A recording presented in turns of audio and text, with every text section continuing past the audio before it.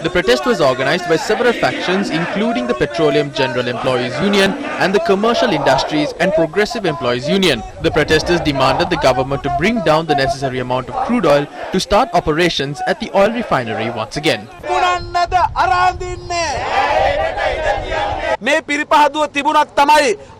The operations at this refinery will ensure the sovereignty and the independence of our country. There is a system in place at the refinery and at the head office to determine the required amount of crude oil when the tanks run low on oil. According to that system, the officials pointed out that all the 8 tanks will be empty on the 15th of November. Operations at this refinery were carried out in such an ill manner that even the Ceylon Petroleum Corporation incurred losses. As a result, the refinery has to run out of oil.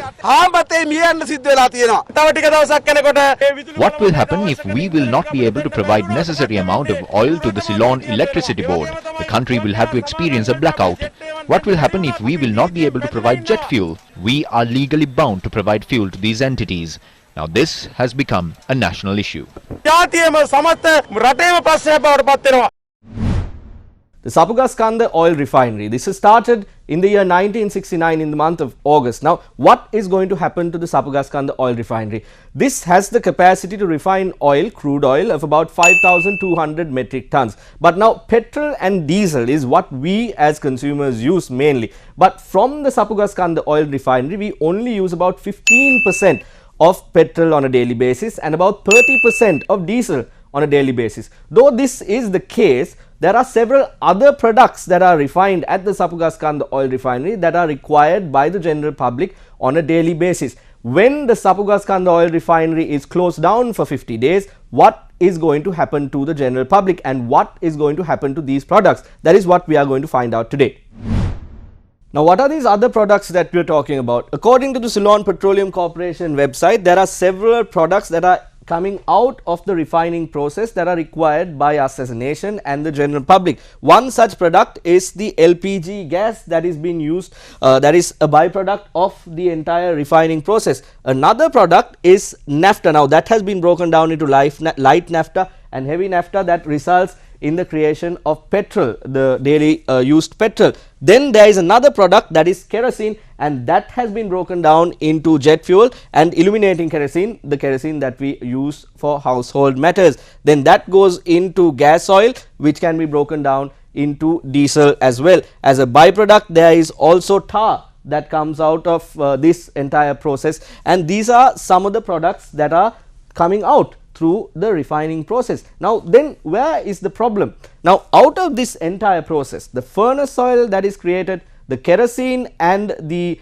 jet fuel that is created are all 100%, the requirement of it is 100% fulfilled through the refining process on a daily basis. Now, if that is the case, and if as a country we are experiencing a dollar crisis at the moment, if we are to import these products from other countries, that too will require dollars. So that really doesn't give us a solution to the dollar crisis when the Sapugaskanda oil refinery is shut down for a period of 50 days. That is problem number one. Problem number two is when these items are to be brought down as refined products from other countries, from international sellers, what are they going to do? What is the system that they are going to bring this down under? Are they going to impose a spot system? Are they going to take a look at a tender process? Whatever or however this happens, there might be certain questions and eyebrows that are raised at times like this when there is an emergency and when these things are done in a rapid pace. So that is question number two. Question number three is kind of unique to the Sri Lankan climate and the weather system. Now, as of right now, the furnace oil that is used for the generation of electricity stands at about 1.9 to 2%. That is because there is adequate rainfall in the regions that require them to generate hydroelectricity. But if there is a requirement within these 50 days when the power plant or the refining plant is closed, or if they extend the period of 50 days where it is closed, and if there is a reduction in the rainfall as we discussed, then where are we going to supply the furnace oil that is required for the generation of electricity as required by the national grid, general public, you and I? So that is also the other question. There are three problems that arise as a result of this Sapugaskanda oil refinery being shut down. Now, was this a decision that was reached instantly, or was this not a decision that was well thought of? If you take a look at the central bank, we are having a requirement, a daily requirement, and the requirement is fulfilled 100% on a daily basis. That is kerosene oil, jet fuel and furnace oil. All these three have to be imported if the oil refinery is closed for a prolonged period, and if that happens, that does not provide a solution to the dollar crisis in the country. Question number 2, when these things are brought into the country in terms of being imported, then if certain processes are used, expeditious methods are used, there could be a chance where corruption happens and certain parties line their pockets using this emergency situation in the country. Question number 3, if furnace oil is required to generate electricity in the country, and if that is being used to generate electricity in the country, we do not have that problem right now as we speak because there has been an adequate rainfall. If that is not the case for a prolonged period, then where are we going to get the furnace oil from? Are we to import that as well? Wouldn't that also cause a pressure on the rupee and the dollar crisis would strengthen? These are the questions that we have at the moment when we take a look at the situation surrounding the oil refinery in Sapugaskanda. Against a backdrop where long queues are seen across the country at filling stations, Minister of Energy Uday Gammanpilla says that shutting down the Sapugaskanda oil refinery will not disrupt the supply of fuel in the country. There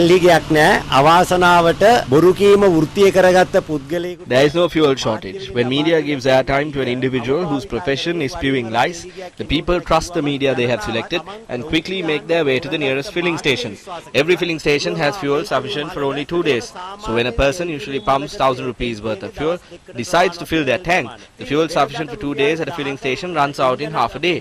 Then only we can see long queues at filling stations until the fuel is restocked. On the one hand, there are long queues seen when everyone goes to filling stations to pump fuel, and on the other hand, when everyone fills their tanks, it automatically creates a fuel shortage in the country. The situation will become back to normal in 2 to 3 days.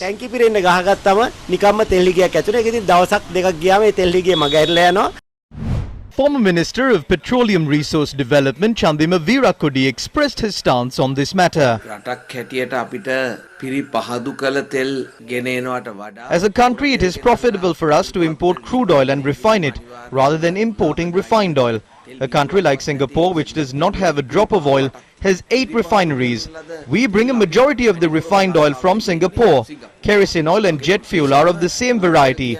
If we have to import kerosene oil, we will have to bring it down at the same price as jet fuel. The fishermen will have to face a great challenge due to this.